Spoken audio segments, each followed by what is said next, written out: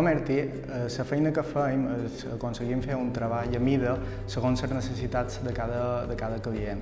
Per això té dues parts fonamentals. Una part és la comercialització de propietats turístiques, dels allotjaments, que fa que el que fem és aconseguir un bon posicionament de les propietats i que això se tradueixi en ser líders en reserves.